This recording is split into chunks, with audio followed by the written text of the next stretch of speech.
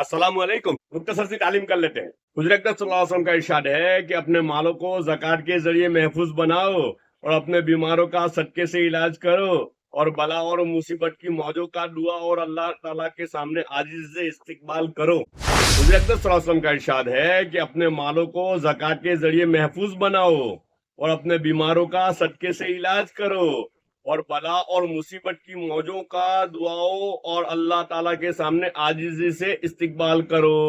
शेख साहब क्या कहते हैं सुन लेते हैं। शेख ज़करिया साहब। तहसीन के माने अपने चारों तरफ किला बना लेने के हैं, यानी जैसा कि आदमी किले में बैठ जाने से हर तरह से महफूज हो जाता है, ऐसा ही ज़कात अदा कर देना उस माल को ऐसा महफूज कर देता है जैसा कि वो माल किले में महफूज हो गया हो। इस हदीस में है कि हुज़ूर अक़दस सल्लल्लाहु अलैहि वसल्लम मस्जिद काबा में तशरीफ रखते थे।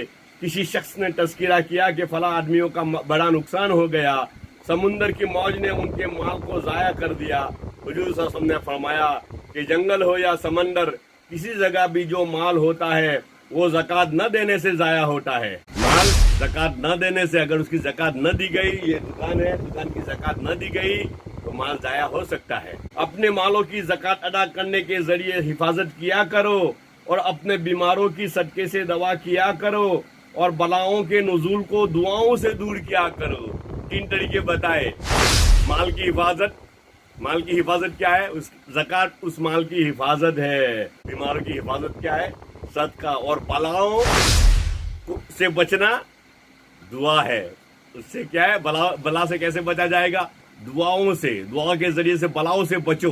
जी, खूब दुआ मांगे अल्लाह से खूब दुआ मांगे। और अल्लाह से खूब दुआ मांगना है ना, ये ईमान की अलामत है।